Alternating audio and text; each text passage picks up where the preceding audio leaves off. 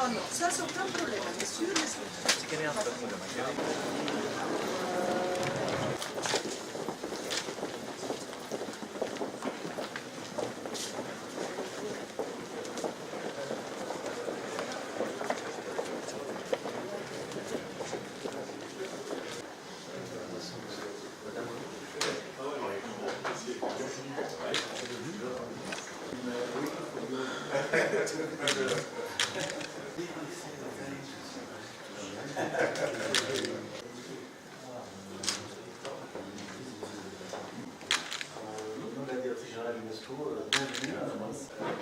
toute la communauté internationale, le système Nations Unies nous accompagne et je pense que c'est un grand plaisir.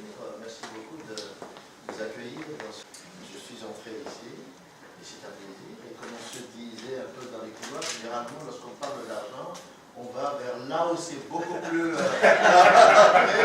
mais parce qu'une bonne culture nous amène vers l'argent. Oui, donc, je pense que vous connaissez tout le monde. Oui. Dans la plupart.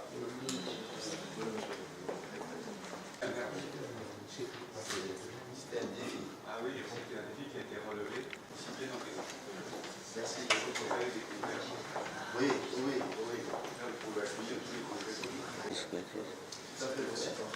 Et le village a reçu beaucoup de monde. La population était là. Et donc le dernier jour, ça n'a pas été facile entre l'Arménie et la Tunisie. Parmi les deux, Oui. ah oui, les deux sommets suivants. Hein. Sinon, on a vu. Parce qu'il y a 50 pays permanents, membres permanents. Non mais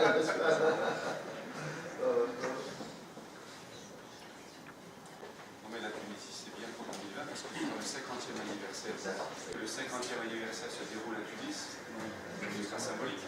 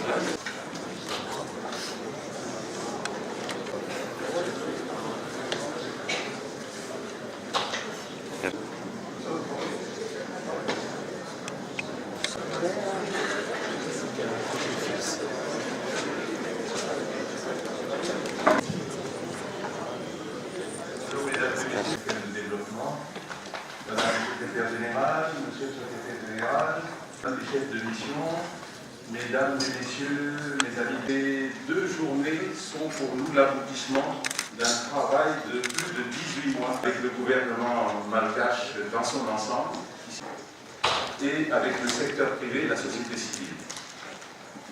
Que nous réunissons nos partenaires pour rechercher ensemble les voies et moyens pour accélérer le développement de Madagascar à travers la mise en place et la mise en commun de nos ressources propres ainsi que des ressources du secteur privé. La journée d'aujourd'hui sera consacrée aux projets et ressources relevant du secteur public, les questions du secteur privé et la protection de l'environnement, qui est un capital essentiel pour Madagascar. Nous allons donc entamer cette journée dans le cadre macroéconomique dans lequel évolue Madagascar, le développement. Dans cette session, donc d'aujourd'hui, un 3e atelier sur le développement des infrastructures publiques. Conséquent, parce que nous pensons que, permettez-moi de remercier encore une fois le système des Nations Unies, ainsi que tous nos autres partenaires, pour leur appui sans faille, questions qui pourraient survenir. Vous êtes nos amis, nous accueillons nos amis, donc vous serez indulgents avec nous. Sans plus tarder, Seigneur,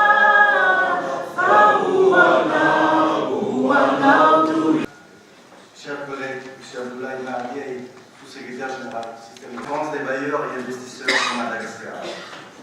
La directrice générale, qui en raison d'autres engagements est actuellement en dehors de la France, m'a chargé de vous souhaiter, en son nom, de rencontrer. C'est donc un immense honneur pour nous de vous accueillir si nombreux et de vous dire toute l'importance que l'UNESCO attache à cette conférence. Donc l'UNESCO est fier et honoré d'être hôte de cet événement. L'UNESCO et le PNUD et l'ensemble du système à joindre nos efforts. Le système des Nations Unies continuera à accompagner Madagascar. Le renforcement de la coopération internationale et la promotion des alliances de pouvoir accomplir cette mission, de vous aider à accomplir cette mission pour le bénéfice. Et nous vous remercions d'avoir choisi les locaux l'UNESCO pour cette nation que nous avons connue auparavant. Les 2 journées à venir vont être à l'horizon 2030.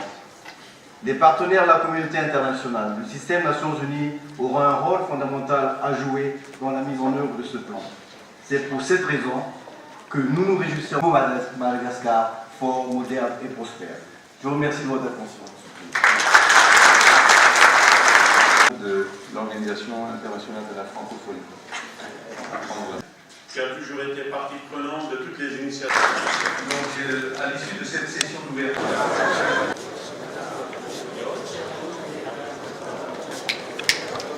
c'est d'amener la croissance dans ce pays, lutter contre la pauvreté et bien évidemment améliorer les conditions de vie de la population malgache. Ce sont des objectifs qui sont très nobles, avec des objectifs réalistes visant les secteurs les plus prioritaires, notamment l'agriculture, l'énergie, et tout cela avec nos partenaires qui sont assez présents.